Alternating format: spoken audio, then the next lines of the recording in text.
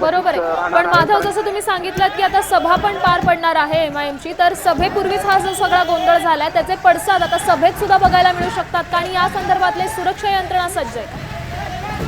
आता पोलिसांनी तातडीनं या परिसरात जिथे गोंधळ झाला होता तिथं यंत्रणा प्रस्थापित केली आहे, म्हणजे तिथं सुरक्षा वाढवलेली आहे. आता तिथं अंगणात मैदानावर रात्री सभा होणार आहे, तत्पूर्वी आता तिथं कुठलाही अनुचित प्रकार होऊ नये पोलिसांचा बंदोबस्त अधिक वाढवण्यात येणार असल्याचं सांगतं. काही वेळात म्हणजे 10-15 मिनिटांमध्ये स्वतः इम्तियाज जलील हे डीसी ऑफिसमध्ये जाऊन पोलीस आयुक्तांना भेट देणार आहेत आणि त्यांना ते सांगणार आहेत की त्याच्या पद्धतीनं ही मारहाण झाली आणि त्या संदर्भातलं त्यांचं म्हणणं काय ते डीसीना सांगणार असल्याचं कळतं आहे.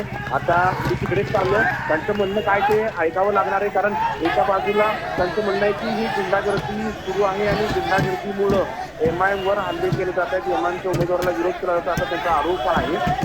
बंडखोरी करून तिकीट दिलं नाही म्हणून हे जर असं करत असतील तर मग एमआयएमची प्रचार कसा करायचा असा एक प्रश्न आहे आणि त्या सगळ्या मुद्द्यावर ते सीसी ऑफिसमध्ये जाऊन सीसीची भेट घेतील आणि सोबतच रात्रीची जी सभा आहे त्या सभेसाठीचा जो पोलिसांचा बंदोबस्त आहे तो वाढवण्यासंदर्भात सुद्धा मागणी करतील अशी शक्यता दिसते आहे.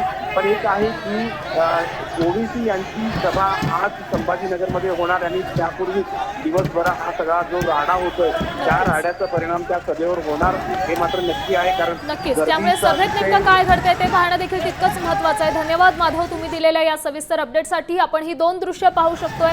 इम्तियाज जलील आपल्या कार्यकर्त्यांसोबत बोलतानाची दृश्य, त्यांची समजूत घालतानाची दृश्य, तर दुसरीकडे संतप्त जमावानं त्यांच्या वाहनावर हल्ला केल्याचा आपण पाहू शकतो. गाडीच्या काचा अक्षरशः फुटलेल्या आहेत. या संपूर्ण प्रकरणाचं नेमकं कारण काय आहे तर उमेदवारी मिळाली नाही म्हणून संतप्त कार्यकर्त्यांनी एमआयएम पक्षाविरोधातच घोषणाबाजी केलेली आहे आणि इम्तियाज जलील यांच्यावर हल्ल्याचा प्रयत्न केला आहे आणि या हल्ल्याचा प्रयत्न करताना त्यांच्या वाहनावर दगडफेक करण्यात आली.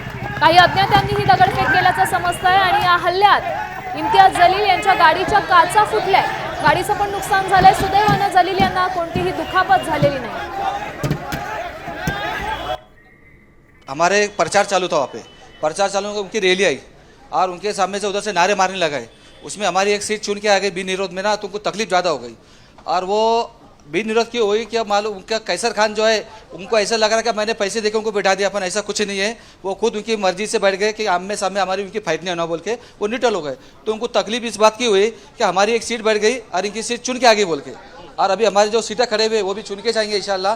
पर इनको हार बर्दाश्त नहीं हो रही।